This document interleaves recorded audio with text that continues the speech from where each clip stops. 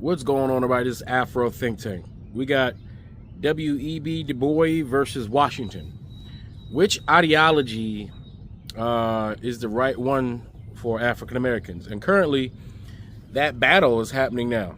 All right, that battle is still continuing to this day. You got Washington, who was born a slave, born as a cog in the machine. And as a person who's familiar with the cog in the machine, he felt it best to use the machine to benefit African Americans. Therefore, this is the system that we live in, that we operate in. Let's use the system that's already set and the institutions that's already there in order to uplift us, and not concentrate on political power, but economic power, wholly, right? Which on the face of it, sounds reasonable, right? It says, okay, we're not gonna ruffle any feathers, right? We're not gonna try to form our own nation. We're not gonna try to delineate, right? But what we are gonna try to do is coalesce and just focus on economics and just deal with the systems that are already in place, and not try to do anything to shake the system to cause friction. Just develop from within the system, right? And try to win that way. Even though the problem with Washington's idea is that he's assuming that the system is going to work for us fairly, right? Or assuming that if we work in the system, improve ourselves through economic excellence, that the system is going to inherently become fair towards us, and then there's going to be an even economic playing field. Then you got Du Bois. He was basically like a Pan-African. And the thing is, he understood freedom because he was born free. He knew what it was like to be free, and he was somewhat outside of the system that generated economic prosperity for America. So his idea was like, look, I'm black before I am what we call an American. I'm black first, and we need to not only create economics, but we need to get involved in politics and take over the institution itself. We need to continue the battle of attrition of politics, and we need to be involved no matter how rough it is, no matter how dangerous it is, no matter how many feathers you ruff.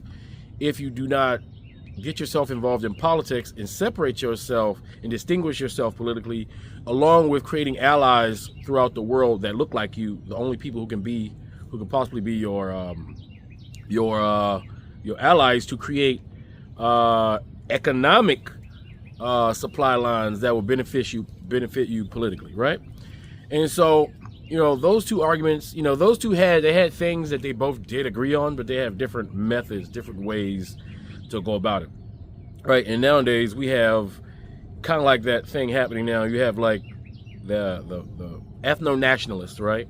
You have the black people who are conservative, right? Black conservatives, or I would say ADOs, and I would say to a lesser extent FBA, because they're not really a political, they're just uneducated peasants online, for the most part, being taken advantage of by grifters who know exactly what they're doing, right? But all these ethno-nationalistic movements are trying to get African Americans at a time at which we have the most racial leverage, right? We have everything lining up for us at this particular moment, right? We have our motherland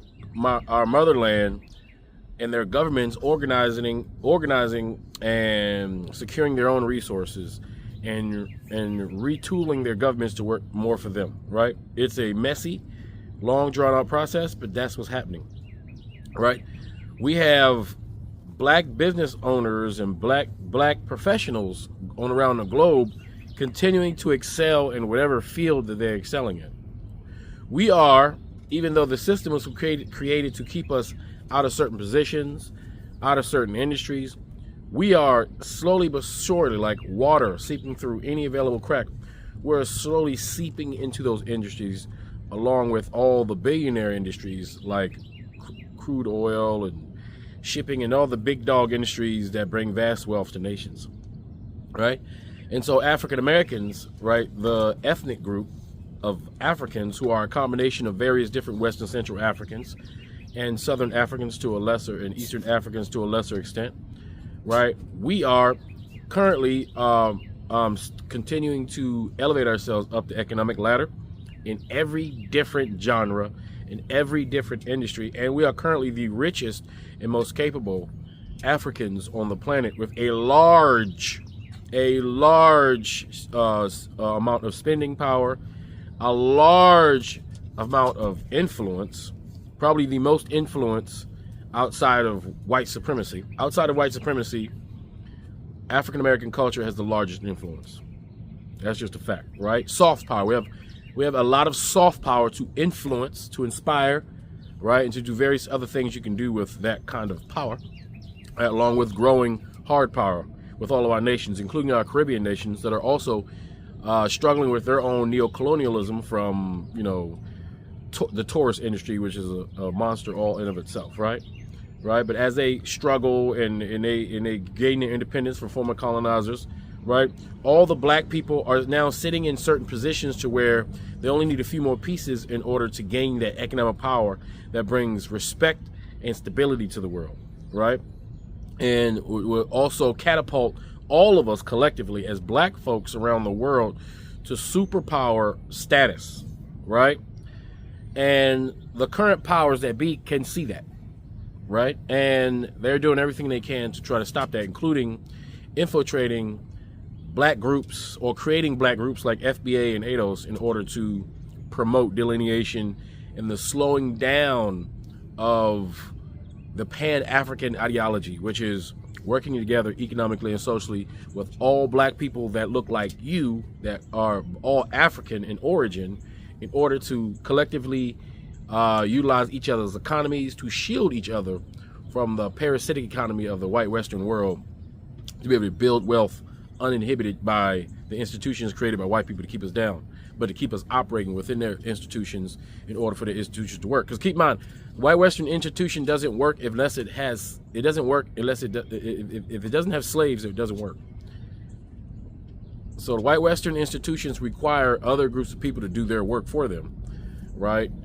And because of that, it's on shaky legs. But anytime black people make institution is built off our own labor, is built off our blood, sweat, our tears, our foundation. It is not built off exploiting others, right? So we're gonna let this lady break it down, and it's a battle. Right now it's a battle. You see it online. You got those black people who just want to be nationalistic, meaning they have more loyalty to the nation itself of America than they do their own race, right?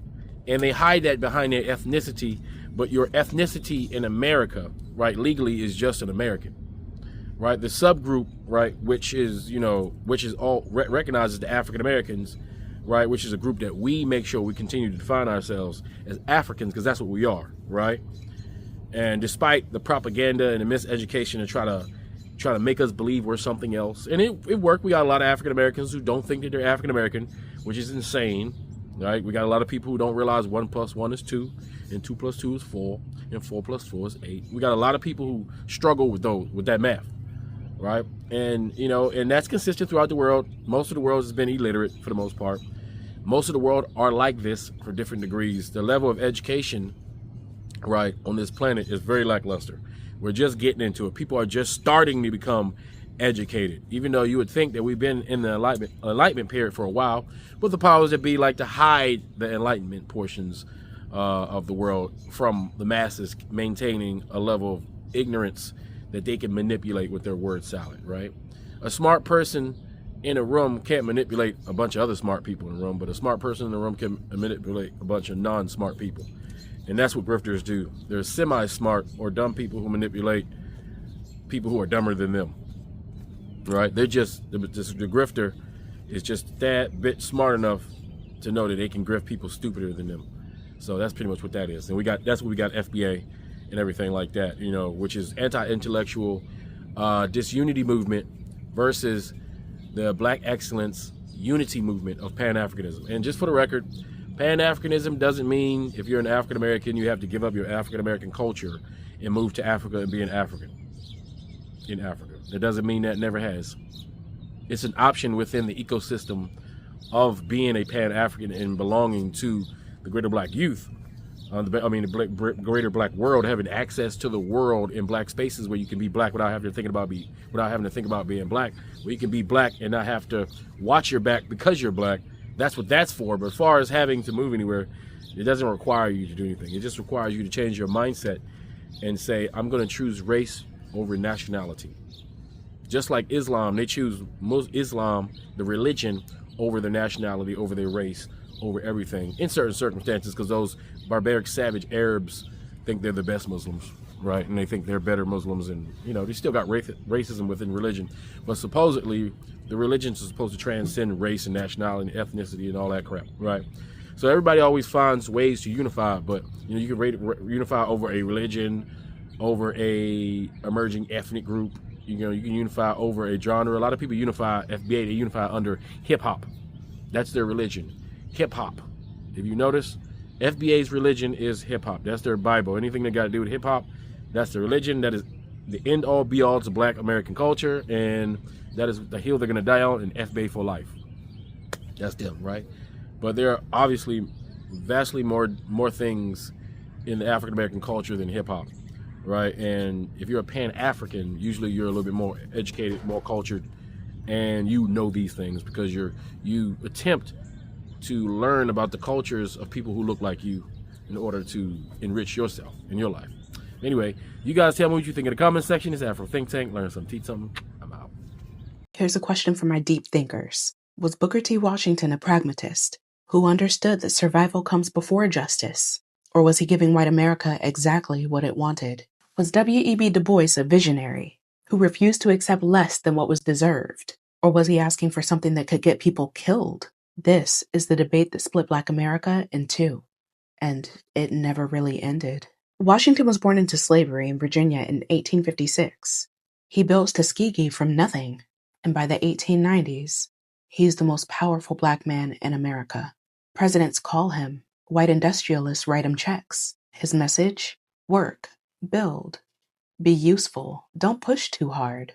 Meanwhile, Du Bois was born free in Massachusetts in 1868. He goes south for the first time and hits Jim Crow full force, and something breaks open in him that just never closes. He earns a PhD from Harvard in 1895. The first Black man in American history to do that. One man learned how to survive inside the system. The other decided that the system itself was the problem. So of course, like any good story, there was kumbaya moments. And one of them happened in 1895 in Atlanta. Washington tells a room full of white Southerners that Black Americans are going to focus on work and economics. Political rights can wait. In all things social, we can be as separate as the fingers, yet one as the hand. Standing ovation, flowers thrown, governors shaking his hand. Du Bois reads it and calls it words fitly spoken, the right words at exactly the right moment. And he meant every word of it. But then he watched. Year after year, Black voters stripped from the ballot, state by state. Literacy tests by grandfather clause, segregation hardening into permanent law. Over 2,700 documented lynchings between 1884 and 1914. And Washington kept saying, wait. Now, there are two ways to read that. One, he was being realistic about what was survivable. And two, the people dying didn't have the luxury of waiting for the right moment. And then this is when Du Bois broke. By 1903, he'd seen enough. He publishes The Souls of Black Folks. The first line he says, the problem of the 20th century is the problem of the color line. And this time he says Washington's name directly. It says his program asked Black people to surrender political power, civil rights, and the higher education of their children. And in exchange, what do we get? Disenfranchisement, legal inferiority, and nothing else. Washington's defenders would say that Du Bois was asking for rights that the law wasn't going to protect anyway. Du Bois would say that is exactly the point. So Washington gets Andrew Carnegie to fund a reconciliation conference. 28 Black leaders in a room. Only 8 of them anti-Washington. Du Bois walks in, watches the committee shift to a more conservative platform than was agreed upon. He watches Washington position himself as the center of gravity without ever being named it. 1 year later, 29 men meet across the border at Niagara Falls because an American hotel refused to host them. July 11, 1905. The Niagara Movement. Their declaration was this: we refuse to allow the impression to remain that the Negro American assents to inferiority, is submissive under oppression, and apologetic before insults. Washington called it reckless, Du Bois called it necessary. History is still deciding who's right. So years later, Du Bois is 92. And someone asked him about Washington in a recorded interview, and he said, Washington was a politician. He believed that we should get what we could get. It wasn't a matter of ideals. Then, he said, he had no faith in white people, not the slightest, and he was most popular among them. Now, you can hear that as an indictment, but you can also hear it as a description, right? A description of a man who understood his audience better than anyone else. Booker T. Washington died in 1915. Du Bois keeps living all the way until 1963. He dies at age 95, one day before the March on Washington. Now, here's the part that makes me a little, I don't know how to feel. The man who asked the crowd to honor Du Bois was Roy Wilkins, executive director of the NAACP, the same organization that Du Bois helped found, the same organization that had pushed him out in 1948 over his radical politics. Wilkins had been one of the people to work against him. Now, to be fair, he didn't initially want to do this, and yet there he stood, in front of hundreds of thousands of people, and asked for a moment of silence for the man the institution had discarded, whether that was redemption or obligation or just the weight of history demanding its due. I don't know. But I think about how many times the people that we push out turn out to be the ones that we were never brave enough to fully stand behind. Washington and Du Bois, two men, one impossible problem, no clean answer, and a question that Black America has been living inside of ever since. Who taught you to hate the texture of your hair? Who taught you to hate the shape of your nose? Who taught you to hate the color of your skin to such an extent that you bleach? Who taught you to hate yourself from the top of your head to the soles of your feet? Before you come asking Mr. Muhammad, does he teach hate, you should ask yourself, who taught you to hate being what God gave you?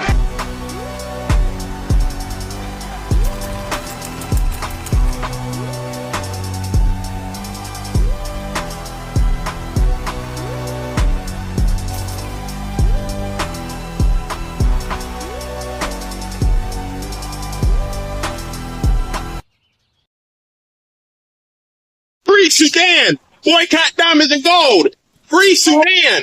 Boycott diamonds and gold! We most definitely cannot forget about the people of Sudan.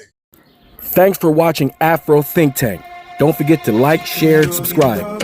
And follow me on Substack and Patreon for more content. Remember, it's Pan-Africanism or nothing.